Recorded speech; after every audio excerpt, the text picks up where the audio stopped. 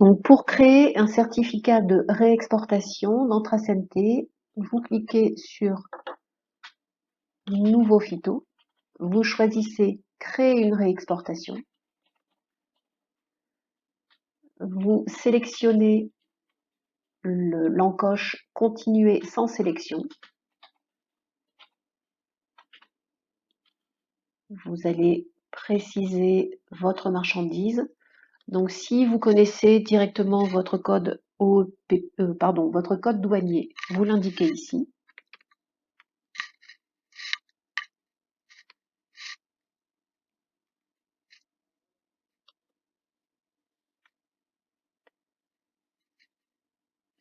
Vous sélectionnez Autre. Nous allons exporter des semences de tomates.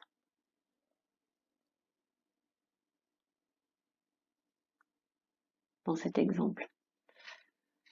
Il vous renvoie à la première page, donc avec les favoris, vous pouvez sélectionner de manière assez rapide les établissements que vous souhaitez. Donc là, mon exportateur, c'est ma société Kamagaline. Mon destinataire,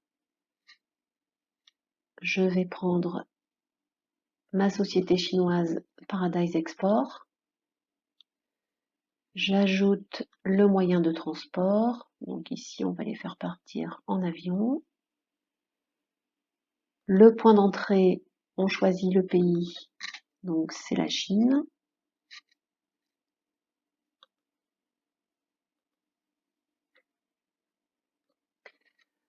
Vous allez aussi, puisqu'on est sur du réexport, ajouter en document d'accompagnement le certificat phytosanitaire d'origine. Ici, dans notre exemple, nous allons prendre une origine Kenya et dans numéro, vous marquez le numéro du certificat phytosanitaire.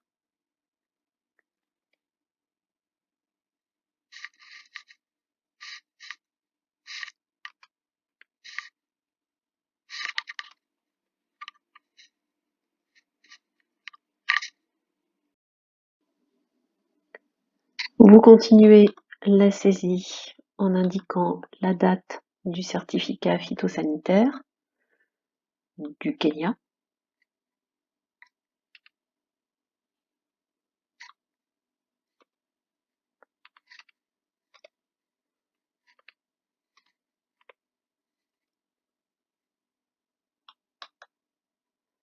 Le pays. Et ensuite, vous allez sélectionner dans votre ordinateur le certificat phytosanitaire à rapatrier, donc la copie du certificat phytosanitaire, le fichier à déposer ici. Une fois que vous avez été chercher votre fichier, vous cliquez sur Confirmer et votre dossier est donc bien rattaché, votre certificat phytosanitaire d'origine est donc bien rattaché au certificat, à la demande de certificat. Ensuite, vous continuez à compléter de manière classique les autres cases, donc le numéro de référence locale, l'organisation de la protection des végétaux vers lesquels on envoie la marchandise, donc ici la Chine, donc en sélectionnant avec recherche avancée, vous choisissez la Chine, l'autorité centrale compétente, vous recherchez, il vous donne l'autorité centrale compétente que vous sélectionnez et qui s'inscrit dans votre demande de certificat phytosanitaire. Une fois que toutes vos informations sont complétées, donc ici vous devez bien compléter la marchandise. En case 8, nous souhaitons exporter des semences de tomates. Je connais mon code PPO par cœur, l'IPES, je le tape. La sélection apparaît seule, je la sélectionne, je complète avec le poids, les unités, le nombre de colis,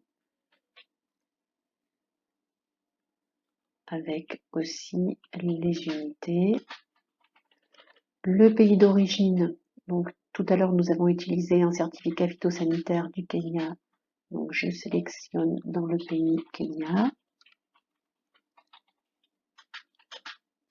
Et établissement d'origine, vous pouvez soit mettre l'établissement d'origine kényan, soit également votre établissement exportateur. Donc le numéro du conteneur, numéro de scellé ne sont pas des informations obligatoires pour cet export, je ne les complète pas. J'ai fini ma demande. Donc toujours pareil, soit vous avez le choix d'enregistrer comme brouillon si vous avez une vérification à faire ou une autre information à apporter, soit vous soumettez votre certificat à la certification, c'est-à-dire que vous l'envoyez au SRAN pour qu'il puisse poursuivre l'instruction.